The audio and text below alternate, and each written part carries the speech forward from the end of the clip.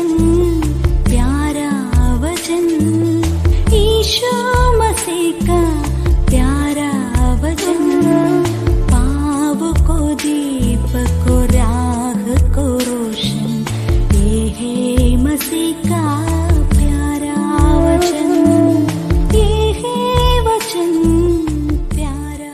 परमेश्वर के धन्य नाम की महिमा हो। प्रभात मनन के सत्र 1827 में आप सभी का बहुत ही विनम्रता के साथ स्वागत करता हूं। आइए आज के मनन के लिए हम पढ़ते हैं इब्रानी अध्याय 4 पद 1। इसलिए जबकि उसके विश्राम में प्रवेश करने की प्रतिज्ञा अब तक है, तो हमें डरना चाहिए, ऐसा ना हो कि तुम में से कोई जन उससे वंचित रह जाए। प्रारंभ में पढ़ी गई पद में बताया गया विश्राम के बारे में हम बीते दिनों से मनन करते आ रहे हैं। कल हम ये देखे थे कि यह विश्राम यीशु मसीह को उद्धारकर्ता एवं प्रभु के रूप में स्वीकार किए हुए लोगों को मिलने वाला एक स्वर्गीय विश्राम है, जो वे वर्तमान संसार में ही अनुभव कर सकते हैं। जरा हम सोच कर देखिए, यदि अभी हम स्वर्ग में होते तो कैसे होते? क्या हम रोते तड़पते रहते? क्या हम निराश या उदास रहते? क्या हम किसी बात की चिंता करते रहते?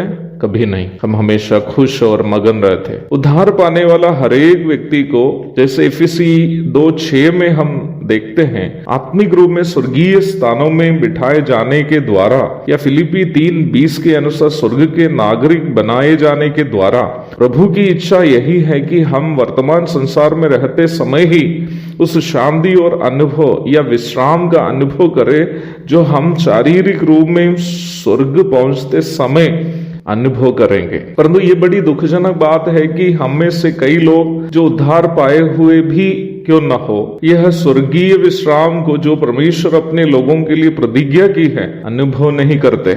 इसका एक महत्वपूर्ण कारण यह है कि उद्धार पाने का दावा करने वाले लोग भी अपने दैनिक जीवन में या दैनिक जीवन की आवश्यकताओं के समय में परमेश्वर पर भरोसा करते हुए जीवन बिता नहीं पाते। उल्टा अपनी बुद्धि क्षमता, आर्थिक क्षमता, परिस्थितियां आदि को देखकर जीवन बिताते हैं। जब हम परमेश्वर पर भरोसा करने के बिना अपनी बुद्धि क्षमता, आर्थिक क्षमता, परिस्थिति आदि के अनुसार जीवन व्यापन करते हैं, तो हम उस विश्राम को अनुभव नहीं कर पाएंगे जो वर्तमान संसार में अनुभव करने के लिए परमेश्वर हमारे लिए उपलब्ध कराया है। मैं एक छोटा सा उदाहरण मेरे जीवन से आपको बताना चाहता हूं। मुझे लगता है कि 2013 में होना चाहिए कि कनाडा की एक कलीसिया के डीकन मुझे मिलने के लिए कटिहार आया। मुझे याद नहीं है कि ये घटना मैं पहले भी आपको बताया था कि नहीं। उस कलीसिया की ओर से लगभग बहुत बड़ा एक रकम जो है कटिहार में खर्च करने की उपलक्ष्य में वो अंकल मुझे मिलने के लिए हमारे यहाँ आया था। मैं भी खुश हो गया।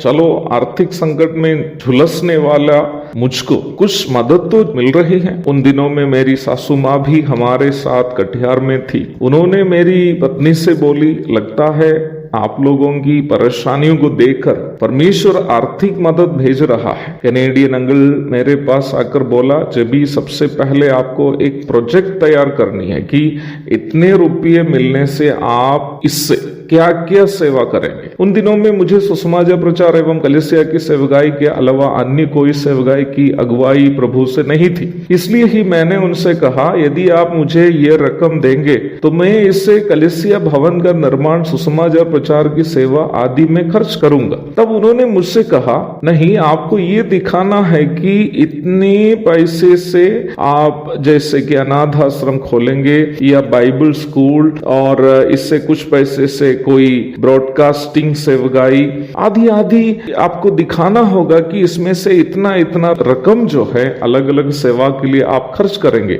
तो मैंने उनसे कहा, अंकल, प्रभु ने अभी तक मुझे अनाथ आश्रम, बाइबल स्कूल आदि आदि खोलने की अगुवाई नहीं की है, फिर मैं कैसे आपका पैसे देकर इन सेवकाइयों को शुरू करेंगे।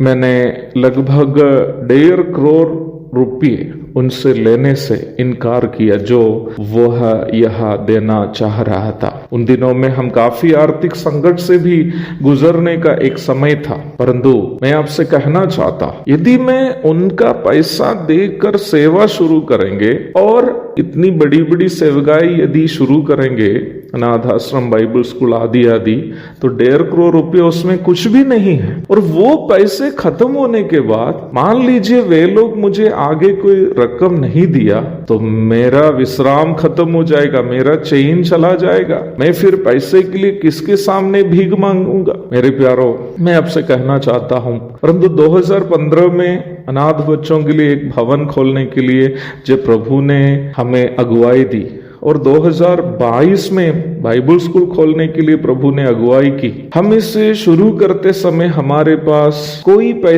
नया पैसा नहीं था। अगुवाई किए हुए परमेश्वर के हमारा भरोसा जोड़कर किसी प्रकार का इन्वेस्टमेंट इन सेवा में निवेश करने के लिए हमारे पास नहीं था, आज भी नहीं है। इसलिए प्रियो, मुझे इसकी चिंता भी नहीं कि कल क्या होगा। मैं इस बात इसलिए भी कहा कि प्रभु की सेवा करने वाले लोग भी अपनी आवश्यकताओं के समय रुपये देने वालों की ओर नहीं, बल्कि उस परमेश्वर की ओर देखकर सेवा करे जिन्होंने हमें सेवा के लिए बुलाया। यदि हमारा भरोसा परमेश्वर पर हो तो हमें दुखित होना नहीं पड़ेगा, चिंतित होना नहीं पड़ेगा, तब हम चैन से सेवा कर पाएंगे। हमारे विश्राम उस परमेश्वर पर हो जिसने हमें सेवा के लिए बुलाया। यह विश्राम उन मसीह विश्वासी अनुभव कर सकते हैं जो प्रभु के साथ एक व्यक्तिगत संबंध रखते हैं। प्रभु आपकी भी मदद करेगी, प्रभु के साथ एक व्यक्तिगत संबंध में आप जीवन बिता सके,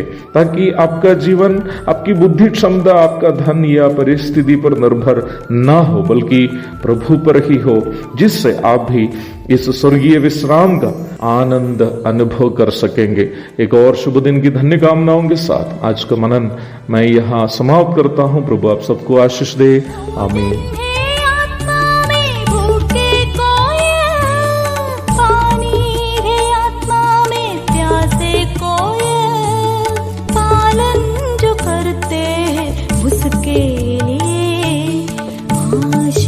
पाने का साधन है ये वचन, प्यारा वचन ईशो